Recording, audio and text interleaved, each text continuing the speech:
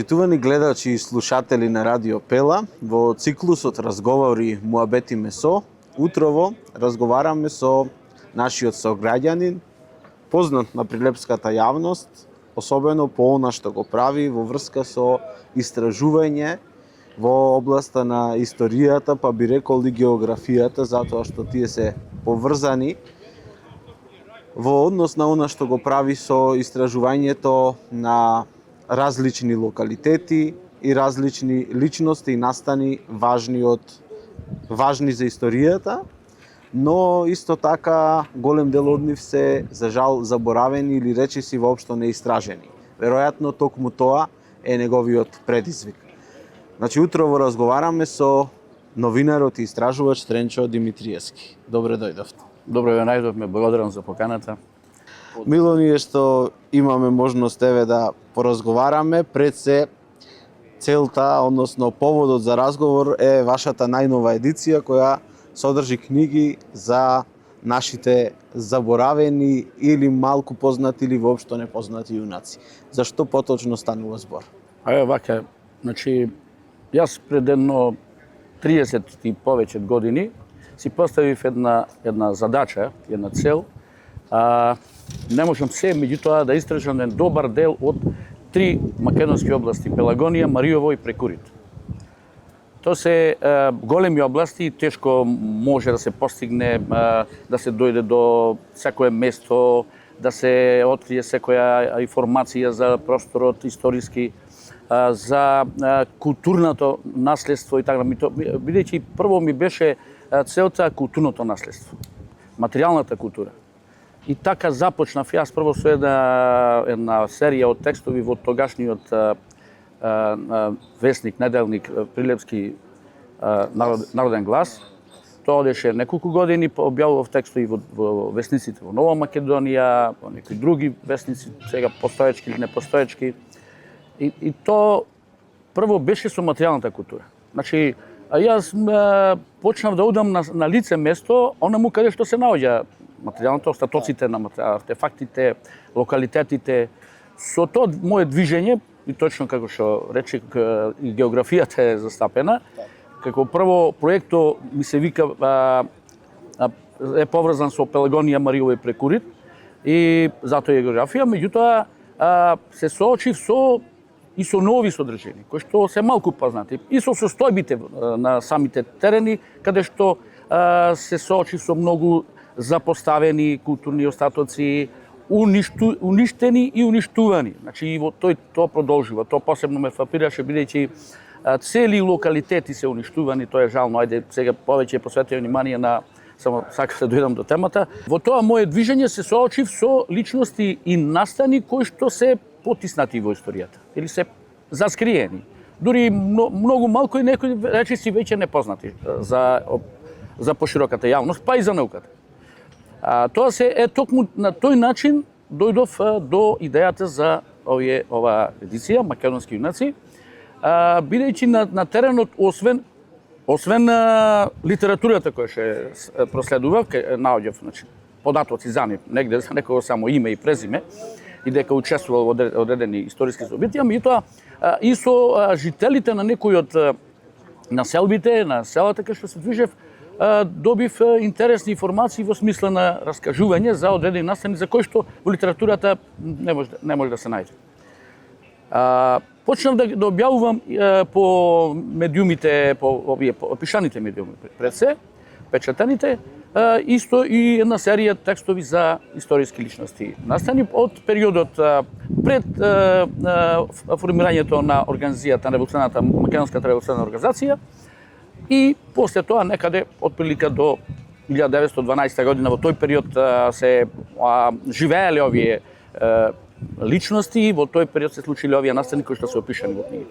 Значи, вашето истражување, ако добро разбрав, трае сите овие 30 години и во врска со овие јунаци. Не е оваа едиција што одеднаш така. Вака, тоа јас малку си гледав како факултативно. Не ми беше на почетокот целта, макар да историјата ми била блиска, од секогаш ми на некој начин ме интересирала од мали нозе, меѓутоа не ми беа цел и тоа дојде со самото тоа движење многу брзо. Многу брзо јас почнав да прибирам информации за личностите, за настаните, да ги запишувам, да ги обработувам, проследив литература, прво ги објавив во весниците како фелтонски, во серија текстови, потоа ги дообработив тие текстови со користење на понова литература, мислам друга литература, ги подкрепив настаните и биографските и овие активностите на тие личности со таква литература од постарите автори и дојдов на идеја да направам една едиција во чест во нивна чест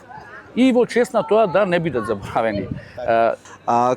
Да спомнеме, значи 12 книги содржи едицијата? Да, едицијата 12 книги формирана е како едиција, како проект уште некаде околу 2000 години можеби, или после тоа некоја година, а во 2012 година беше готова за печат. Се можете да мислите колку време помина додека успеам јас минатата година на крајот на значи на 2025 успеав да ја оформам комплетната едиција од 12 книги македонски јунаци од Пелагонија, Маријово и Прекуди. Пред да почнеме со дел од јунаците, нели да спомнеме кои јунаци се застапени во едуцијата. Тука имаме значи три топоними, имаме Пелагонија, имаме Прекурит, имаме Маријово. Маријово и Пелагонија ни се добро познати, но еве и лично јас, а верувам дека и нашите гледачи и слушатели можеби не знаат каде точно за кој дел се нарекува Прекурит. Убаво е тоа да се објасни, точно е дека малку е позната таа област Прекурит, меѓутоа јас се употребив како топоним бидејќи јас среќавав кај старите автори, кај сите така речи по старите автори, кај Трајчев, кај Марко Цепенко, кај не знам, и поголемиот број други автори, и по новите автори, историчари или географичари, Прекурит ја викаат по старите. Тоа е областа после Плетвар, значи од Плетвар патот за Скопје, таа долината од Беловодица, тука селата се Дрен, Смолани, Царевич, Тројаци, Мало, Радојбил, Големо, до Никодим некаде. Тоа Прекурит го вика, или Прекорит негде ќе сретнете.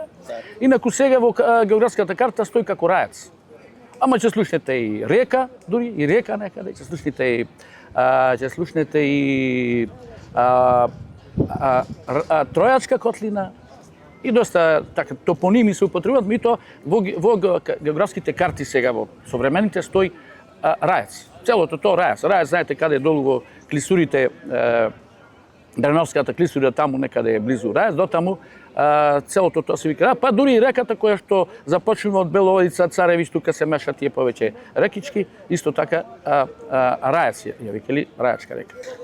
Веројатно на луѓето што живееле во овој дел, значи во Прилеп што живееле, да, логично им е некако да се каже Прекурит за тој дел и веројатно кој од каде доаѓа си создавал назив на местото.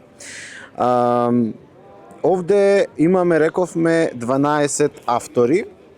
12 јунаци. 12 јунаци, значи војводите Спиро Црне и Ѓорѓија Лажот, Диме Чакре, Коне Павлев и Мирче Ацев, Јордан Гавазот, браќата Пешкови, војводата Христо Оклев Попето, Толе Паша, Никола Каранџулов, војводата Анте Дунски, Маргара, битка за ослободување на селото Витолиште и неколку прилепски јунаци.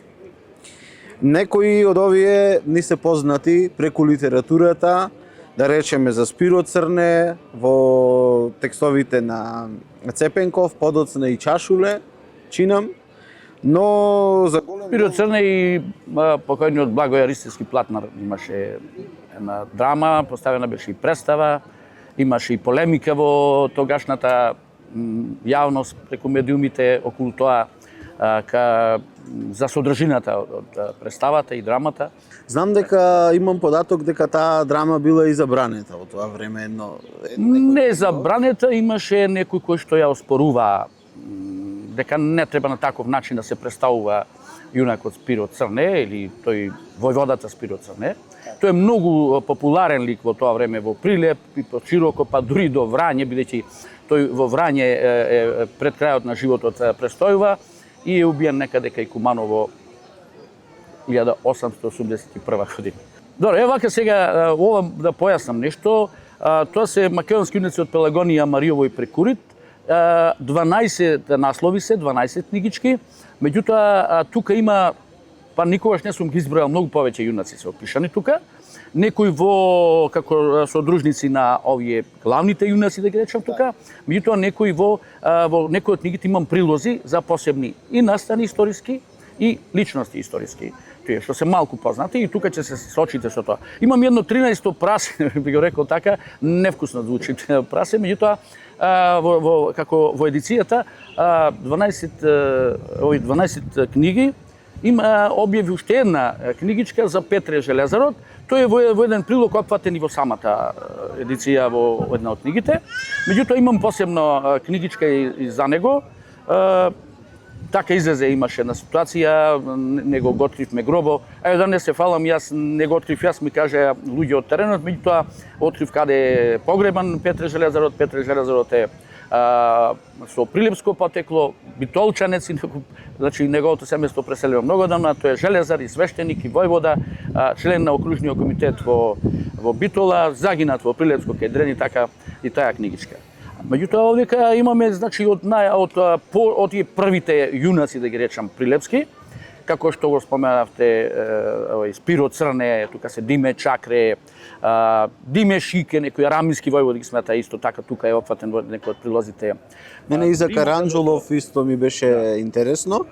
Како вие доаѓавте до сите овие материјали? Во смисла, беа тоа разговори?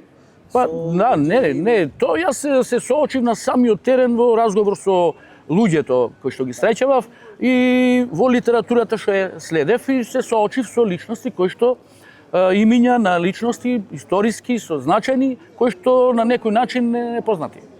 И сега во мојата потрага после употребив мои вештини на некој начин да речам по архиви, библиотеки, постари книги, постари изданија, зборници, од патеписци, од спомени, од посебно спомените од некои од македонските историски личности, посебно војводи кои што се движеле во овој простор, има оставено драгоцени информации. И на тој начин успеав да ги дооформам тие биографски податоци и за дејноста нивна која што ја правеле во овој простор. Значи вие во овие книги фактографски ги пренесувате работите? Фактографски Давање и одземање, не, тука разубавување да кажам. Не, фактографски. Јас се трудам да тоа да биде и на завидно ниво истражувачко, документаристичко, па ајде да кажам се доближувам до науката да не ми забележат научниците, бидејќи јас сум само новинар по професија, по диплома и тоа е фактографски. Значи тука се употребени литература од голем број, наведена литературата, дури се обидов и да ги оформам самите книги во една таква форма, со комплетно еден труд кој што треба да биде направен така, со регистар на географски и лични имиња, со кратко резиме на англиски, со така имам тука во книгата, на познати и непознати зборови, комплетно, мислам дека тука така се обработено, и како некој вид трудови, да не речам научни, пак да не ми забележат, некои поинаку размислуваат. Па во секој случај еден огромен придонес и кон науката, и кон истражувањето. Меѓутоа, дали нечија биографија од сите овие, рековме 12, но и повеќе, посебно ве фасцинираше кога истраживте, кога дојдовте до некои податоци? Тоа се многу сега тука и историски настани, и личности, и наистина вака сега ќе се обидиме да, например, јас не можам никако да го надминам тоа што во мене чувството за, например, за семејството Пешкори, кое што на некој начин е заборавено фактички. Тоа се, замислете, тројца браќа, па дури и четврт, некој се појави и тој учесник во тие настани, сите се загинати во тој амбиент на борба за слободување. Значи тука се Ѓорѓи Пешков, тој е цело време еден од врвните членови на окружниот комитет во Битола. Тој е најстар. После Никола Харалампи или Рампо Пешков, брат му, и Никола, брат му, кои помлади се, меѓутоа тие се од оние пак баш воени типови, да речам, способни за акција, способни за да изведат еден од нив е еден од првите терористи што ги на организацијата кои што вршеле драстични работи и дејства со ликвидации, со саботажи и така натаму. И сите се тие загинати во една такви услови. Никола Пешков загинал во Маријово после востанието некаде сега негде во овој период, околу 14 август, да не беше сега држателен збор, во областа Дуњеве Прчани, меѓу Дуњеве Прчани, тука во тој простор е загинат со својата чета, дури 22 се убиени тогаш од таа потерите, турските потери после востанието, значи околу 14.000 војска низ овој простор поминува, потери на сите страни, се гонат војводи, чети и така натаму. Рампо Пешко па умира брат му во оди затворене, кој беше брат му затворен, оди во Битола, го затвора во Битола во затвор и така умира Рампо Пешко, тој е еден од тие терористите кој што вршел најтешки такви дејства. Па како кој е нивниот придонес? Тие цело време се учесници во борбата. И илегално, со илегални дејства низ градов, со илегални дејства пошироко низ Македонија и во Битола ги среќаваме, со чета, Никола води чета, Ѓорѓи Пешков, па брат му нивни е старешина фактички на организацијата. Тој е еден од најголемите организатори, тој се движи и Ресен, и Охрид, и Битола, и не знам, Демир Хисарско, и Прилепско, учесник е во повеќе конгреси на Македонската револуционарна организација. Никола Пешков и чета води, се бори со потери, со турци, со турска војска, така е загинат Рампо на сличен начин. За жал, тоа е едно историско прилепско семејство кое што, затоа сакав малку да посветам внимание, кое што не знам зошто е така рече сите се загинати, дури не знам како, тие се угледно семејство. Тие имаат трговска фирма, имаат во Врање, имаат чини негде и во Албанија своји продавници, трговија, трговска дејност вршат и наместо да ужива во својата работа и во тоа што го добиваат од рота, тие се вклучиле во борбата, како да кажам. Тоа е за мене фрапантно колку сме со затемнету, грубо да кажам, за тие. Инаку Никола Каранџулов го спомнате. Никола Каранџулов е за мен еден од ретките прилепчани. Тој е учител, револуционер, џин, по форма како анатомски, вика турците во Прилеп знаеле дека нешто занимава, немале докази и вика го гледале отстрана, љубоморно му било страв да му се доближат. Па дури има, во книгата тоа е опишано, па дури има една ситуација, еднаш го наоѓа татко му влезо во куќата тука негде прободен со нож и се објаснува од историчарите кои што запишале и од раскажувачи дека всушност од љубомора не можеле нему да му се доближат, па го убиле, го раниле татко му. И сега тој е загинат. Исто со него на ексклузивна работа има како од овие познатите затвори со бегства. Тој организирал бегство од затвор, затворен е 903 година, 902 негде затворен, 903 организира прокоп на тунел од затворот на Црн мост во Битола и прокопува тунел, 32 заминува од тука. Успева да избега па во Леринско и се вратил пак овде, се вклучил повторно во организацијата, председател известно време на организацијата и пак за кратко време се наоѓа во јули, на 28 јули во Селце, таму е присутен. Се зборува и за предавства и за сите, во книгата малку е подобро објаснето, меѓутоа тука е загинат црвени стени горе вика или калдрамено место над некаде на повисокиот дел од планината. Во тоа движење тука е ранет во крсто, кажав, тој е исполин кој вика негде џин, фактички курбе, некаде веројатно околу 2 метра имал, бил многу здрав маж и погоден во крсто не може да се движи. Ево и тоа морам да кажам, за него на доста вака трогателна работа има. Петре Јацев тука, пошто е војвода Прилепски, тој ја води тоа повлекувањето. Тие се турска војска околу се појавила и му вели на едно младо момче од 17 годишно од Коце и Коста од Велмевци, му вели оди, речи му на Каранџулов, нека се довлечка уште 20 метри до носот и чист простор, некој бил бришан простор тука, после ќе го носиме. И оди кај него му пренесува така, тој вели, еве ти го револверот и пукај ми во главата. Можете замислите, ако се внесите ова содржина, ќе морате и малку да се растревожите. И тој е како, ајде да се го убедува, да се довлечка некако, да го носат, а ранец во крстот не може да се мрдни, не ќе ми пукаш. И кога се свртел настрана, просолзил да не гледа и во главата и така загинал. И уште ова ќе кажам за Никола Каранџулов. Неговиот верен другар, многу така се насетува многу верно другарство меѓу двајцата, е Најдо Пешталевецот, тој од Пешталево потекло. Тој може би загинал заради својот другар, може да се спаси, меѓутоа останал околу него и така е загинал. Најдо Пешталевецот, исто личност која што не сме заборави. И после го носат во црквата во селце да се изврши погребот и служба да се направи. Морале касата од вратата да извадат за да го внесат, пошто бил навистина грамаден. Да, такви личности многу, ако сакате. Грамаден и по анатомија како што Христо Оклев исто така, ајде спомениме некој од нив, Христо Оклев е исто многу интересен лик, Петре Аце во спомените многу убаво го опишува. Тој е еднаш и ранет и раката дури му е пресечена и не до зарасната раната, тој излегува пак со чета 903 пред востанието некаде. Сакав да ве прашам, да, ние сега начнуваме читателите, кога ќе ги земат книгите, ќе можат подетално нели да се запознаат.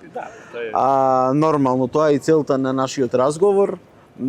Отвораме тема, нели секој што сака ќе може повеќе да прочита, но тука ги имаме еве и Толе Паша, кој го знаеме според делата на Стале Попов. Многу имаме, рековме, и Црне војвода, кој го знаеме по делата на Марко Цепенков и Платнер. Што е она што еве вие сигурно тие дела сте ги прочитале, секако се разбира штом сте го работеле, што е она што вие дополнително да речеме го дознавте, го истраживте за овие некои фактографски работи, например. За Толе Паша се знае дека е неписмен, например, на момент е посочен. Тоа е сега вие ново што сте го... Сега, јас најдов еден документ објавен во литература, и тоа во некој од овие... Тоа беше во Аугуст Крал, се чини, овој австријски конзул во Македонија, остава тој од извештаите негови. И пренесено е писмо од Толе Паша. Не писмено, но писмо. Меѓутоа, Толе Паша имал секретар во четата, му бил околу пред востанието и после востанието, му бил овај Христо Гермов Шакир. И фактички тој го пишува, меѓутоа зборовите се од устата на Толе Паша. Тој е после востанието, тој е во една незгодна положба со четата, гонет од сите страни, па дури поддршката ја губи меѓу неговите пријатели по селата. И тогаш му пишува на австријскиот конзул писмо, вели, господине, вика, ајде сега го парафразирам, и тоа господине, вика, јас, вика, на Турчин нема да се предадам. Може вам, со вас да разговарам во смисла, може вам да ви се предам, веројатно бара некоја поддршка од австријското конзулство.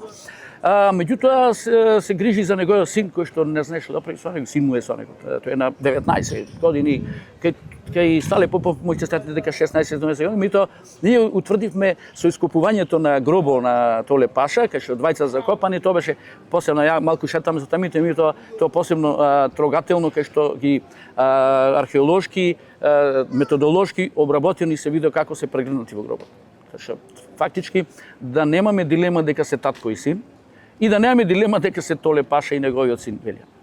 Се тој документ, например, беше така. Тие се како завршува, значи, нивниот живот? Значи, тој 3 февруари 1904 година загинат кај Гоѓаково, пред тоа повеќе денови е откриен кај Градешница со четата. Загинува и синот? Да, син му е во четата. Значи, после востанието станува критична положбата. едниот син негов е во Пловдив. Еве да ви кажам нашата слабост која е системска, општествена и научна, ако сакате. Сакам да поттикнам малку поголем ангажман околу таравата, посериозен пристап и така. Тоа ми за тоа да не ме разбере некој погрешно. На пример, син му на Толе Паша Трајко е однесен некаде околу 1894 или тука некаде во Пловдив, во Бугарија. Бил постар некоја година и веројатно поголем, момче што може веќе да работи веројатно и тој сакал да го скраси таму, да го како да кажем, да му најди решение, а овој помалиот останал. Меѓутоа и тој прави години и се плашел Толе после гостинето да не му направат нешто на син му и го зел со него четата. И за мајчи го со него четата, така му била судбината, кај Гоѓаково се обколени со 3000 аскер. Некој вика, бе шо Толе Паша не бил јунак. Викам, со 3000 аскер, тие се 10-11 души во четата, се бореле со 3000 аскер, и кој е поголем јунак? Да не зборуваме дека Толе е навистина легенда, независно за неговите карактеристики како личност и да не се правиме дека ние сме сите цвеќе за мирисење, што викао дека Прилеп. Сите имаме слабости, туку да го видиме она главното кај личностите, па и во настаните, па и во однесувањето и амбиентот да го цениме во кој што тоа се случувало. Толе Паша од неписмен, од неосознаен, станал осознаен македонец, лик кој што ставени од историчарите запишано дека на едно место се произнесува како што знам така се борам за Македонија. Значи не за друга некоја земја, туку за Македонија. И уште што е за него карактеристично, тој еднаш бил со син му го оставил него таму во Пловдив го слагодил, меѓутоа не се вратил уште во Бугарија, не сакал да оди во Бугарија. Тој се сретнал таму со многу личности од овие и познатите револуционери, војводи кои што се повлекувале, имале таму отворена поддршка, прием и да не зборуваме сега пропагандите што значи да не завлегуваме во такви теми и се движеле таму доста. Меѓутоа тој не сакал повеќе да се движи таму. Не сакал повеќе да оди таму и не сакал да бега Бугарија. Сите избегали Бугарија. Имало отворен пат за бегство да куртуват, да не загинат, Толе не сакал да загинат. А се знае ли што се случува со постариот син? Кој остана? Не се знаете, тоа беше на почетокот, тоа сакам да го потенцирам. Еве ние и денеска не знаеме што се случува со син. Јас сум секогаш во скромни услови сум ги правел работи, не сакам и таа тема да ја отвараме. Меѓутоа да имав некоја поддршка мала, ја би одел до Пловдив и уште тогаш зборувам за пред ајде отприлика негде после 2000-та тие години. Меѓутоа не успеав, не ни се труде премногу, мислев дека некој ќе разбере, меѓутоа не. Некои се обидуваа сами нешто да направат, бидејќи има такво движење не направија и така. Морам да кажам ова со Трајко, значи Трајко се вика тој. Тоа е синот. Од синот од Толе Паша, едниот Трајко, помалиот Велјан.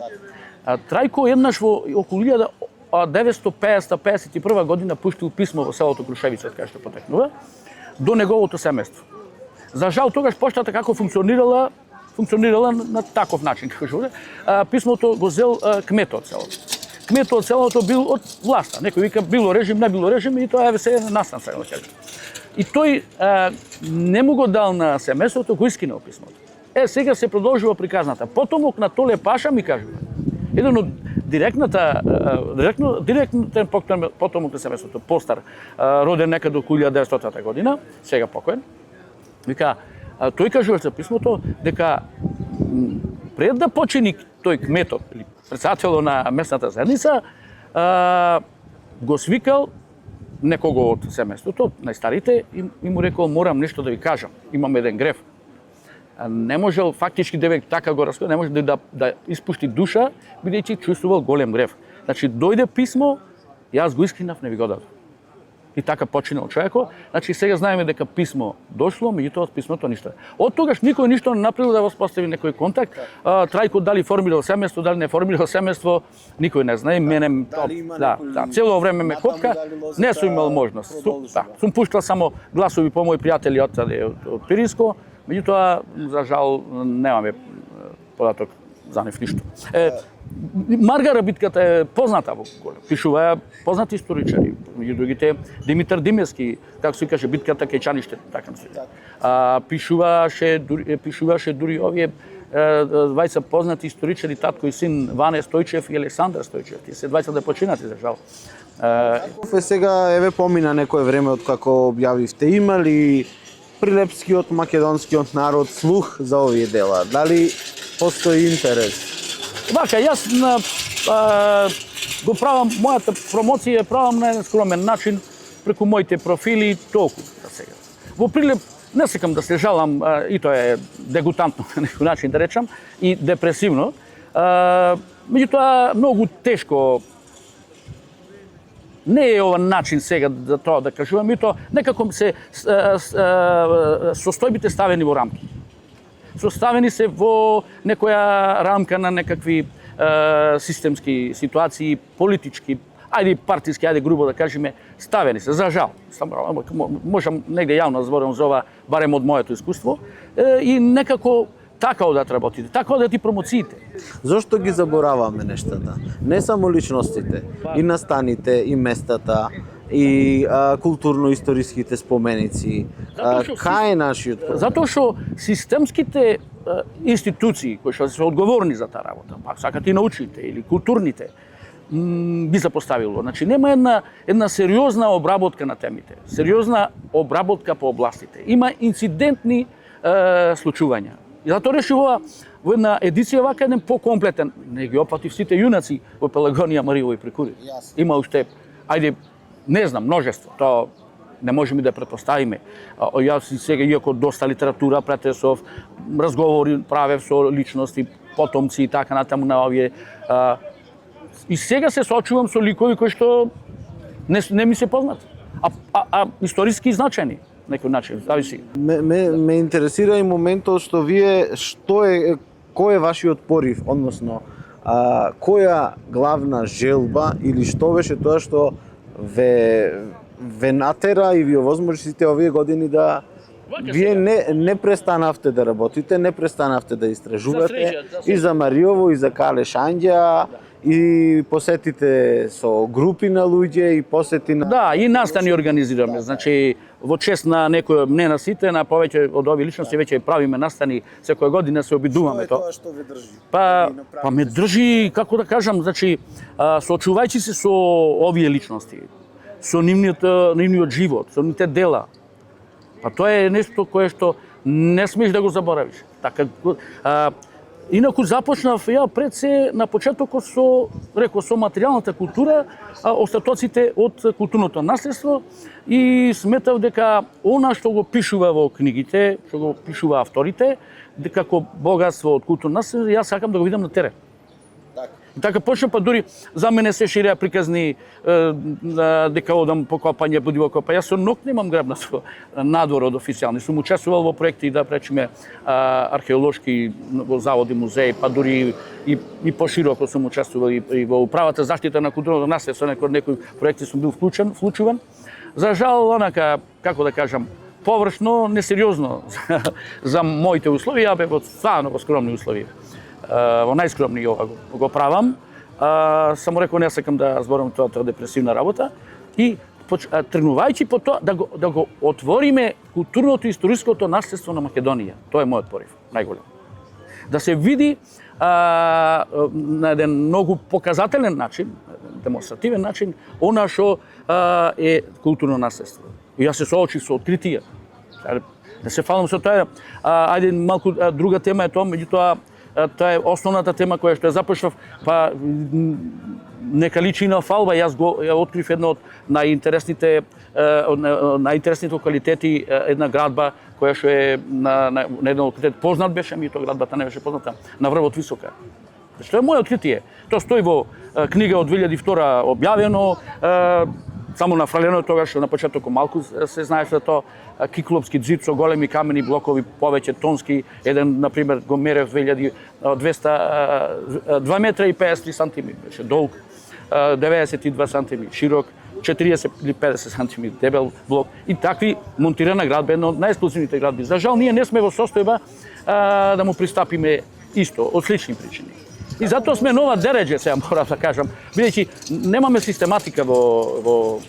Токму тоа за при крајот на нашиот разговор во однос на што треба ние и како поединци и како општество, дали не само во локални, туку да речеме и во државни, национални рамки, што можеме да преземеме, значи, да ги популаризираме овие личности со кои треба да се гордееме бидејќи се дел од нашата историја, но и да ги популаризираме и да им дадеме на значење и на сите тие места и на се она што вие сите овие години сте го истражувале. Затоа што тука, според она што го следам со години што го работите, тука станува збор и за историско, но и за природно културно наследство. Едноставно имаме многу што да покажеме, а ние цело време тоа кај нас е некако заборавено или како што... Може еден пример да искористам најсвеж, вака што ме трогна последно време. Значи ние следиме, стално бараме вина во некој друг. Значи се запали Маркукуле изгоре, Прилепски Маркукуле или Маркови кули, или стариот град Прилеп, локалитетот кај што бил, се запали и некои частушни обвинувања заради ова и заради она, и овие биле недисциплинирани, не е тоа. Проблемот е во постапката со Маркови кули како локалитет од системски аспект и институционален аспект. Тоа јас го потенцирам, дори имам и одредени последици некакви за тоа, во смисла на обвинувања во таа, па што вие само негативни работи така натаму. Значи, тој однос е катастрофален. И еве сега се случи. Видете, ова ќе го кажам. Требаше да ми дојди еден ново печен пријател, ново запознат пријател, кој што нешто истражува од Балкана, денес сега да го кажам името, да дојде и да го прошетам, да види работи кои што јас ги истражувам. Замислите сега да го однесам јас Маркови, требаше да дојде сега одма некој ден после пожар. Каде ќе го прошетам? Маркови кули не се фалам посебно, јас онака го претресов географски, се да речам, и културно, ги проследив сите посебни објекти на Маркови кули. И како природна форма, и како културна форма, и постојано нешто откривав таму, на секој ден откривав таму. И ајде ќе откривам да спремам нешто, се надевам дека ќе успеам да направам, пообемно малку монографски, од она што ми е сработено и објавено, и дополнително кое што не е објавено, да направам едно дело кое што треба да стане лично моje истражување. Не да се фалам дека многу високо сум стигнал, не знам, истражувачки и научно, туку како моje истражување. Значи, тој однос треба да се смени. Видете, не соработува институциите, не соработува ниту со личности како вас и како нас, за жал, јас така гледам. Дури го подценува, го користат. Одредени информации го користат, ама го подценува. Не би рекол дека го подценува, има нешто друго тука. Има проблем, веројатно, системски, како се конципиран системот, како се конципирани институциите, како се екипирани. Еве додека ние го правиме овој разговор, го реализираме тука во центарот на Прилеп, гледам имаме група туристи, имаме туристички водич, што веројатно ќе видат дел, еве, ќе прошетаат и ќе видат дел од нашите убавини, но за колку убавини, за кои светот инаку измислува нови приказни и гради нови градби само да покаже, ние ги имаме. Ние не треба да ги создадеме, ние треба само да ги чуваме и да ги заштитиме. Да ги обликуваме, во тој контекст за крај, која е вашата порака кон нас луѓето, освен овој пример што го кажавте, но и во која насока треба да се движиме за нешто да промениме? Видите, во некои од тие кругови официјални многу често се пропагира туризам, развој на туризам и така натаму. Тоа е повторно ќе го спомнам Маркови кули како најголема атракција за Прилеп. И за жал видите како го ставиме. А потрошени се, за наши, за мои услови, тешки пари. Речеме 100.000 евра се потрошени за летниковци, показателни табли и така натаму, изгореа. Сега брзо се правеа некои садници, дабови, не знам што стана со нив, може би ќе прзо, тоа не е лоша идеја да се садат дабови. Мене фрапираше, мислев дека ќе садат во подножјето, што беше катастрофално, ако беше така, би тоа добро. Меѓутоа, ништо не е направено самиот локалитет. А тој е главна атракција. Таму е главната приказна, кралската приказна е таму. Значи, таму е кралското семејство живеело, тука негде во тој круг на стариот град Прилеп. Стариот град Прилеп бил на некој начин жив и до 18 век. Па дури гробишта се користени таму.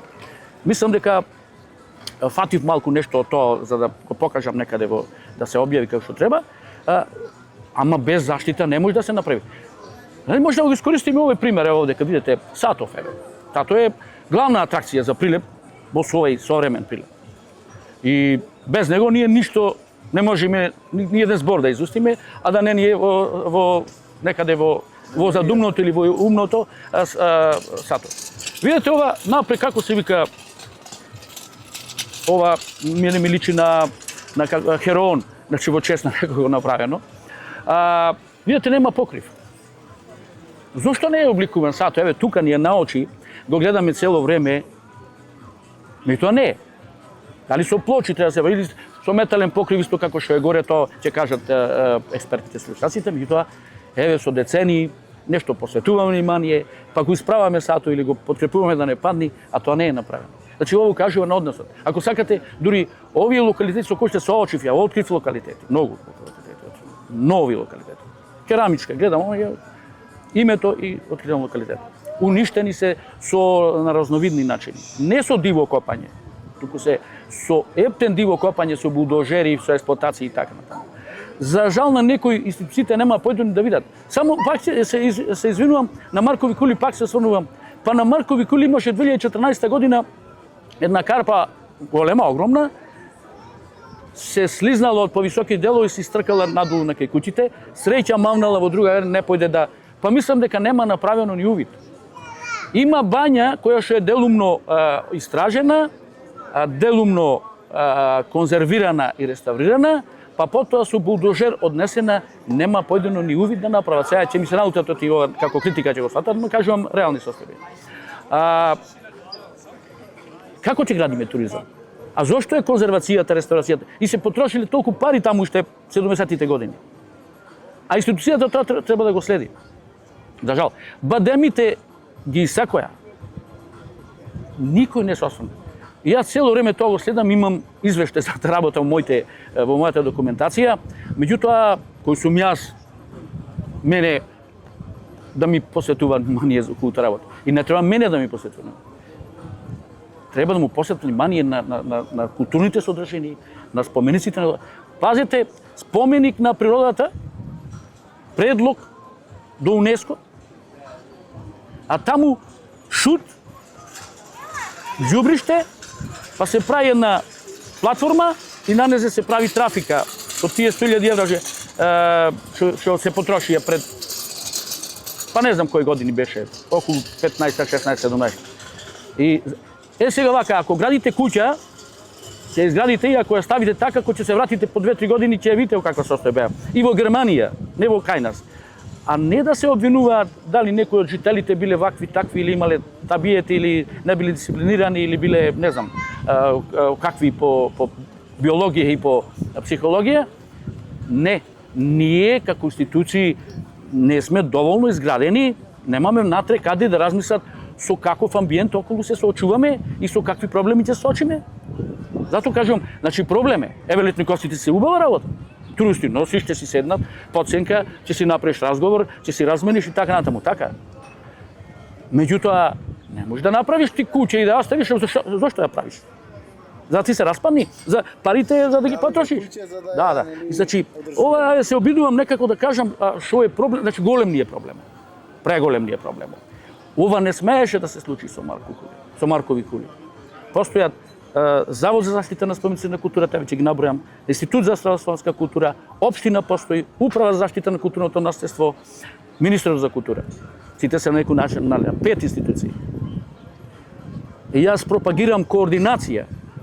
Некога да определат да врши координација воз основа на законските нивни обврски и можности и на сите тие координација и Маркови кули ќе се просветли.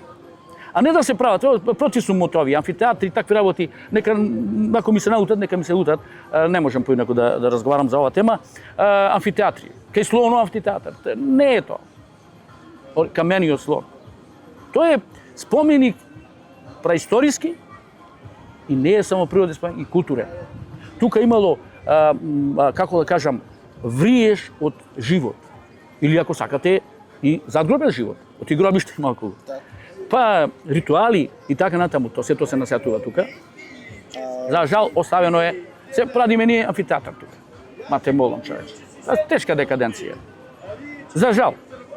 Имаме многу уште теми за што се би зборувале, но тука ќе ви се заблагодарам за овој разговор. Начнавме многу теми.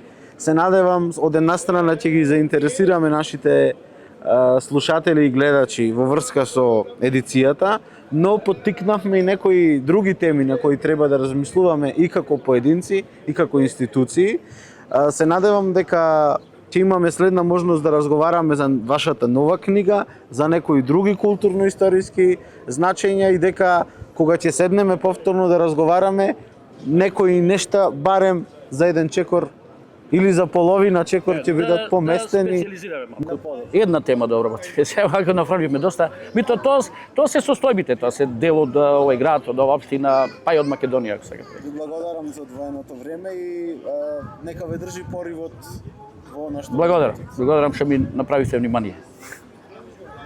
Почитувани гледачи и слушатели, муабетевме со Тренчо Димитриевски, новинар и истражувач кој повеќе од 3 децении работи на истражувањето на историските и културните споменици во нашата држава, особено значајни за овој регион, но тука се и личностите кои одбележале еден период од нашата историја и кои не треба да ги заборавиме, напротив, треба да ги чествуваме, да ни бидат поттик за она што натаму треба да го правиме и да го градиме.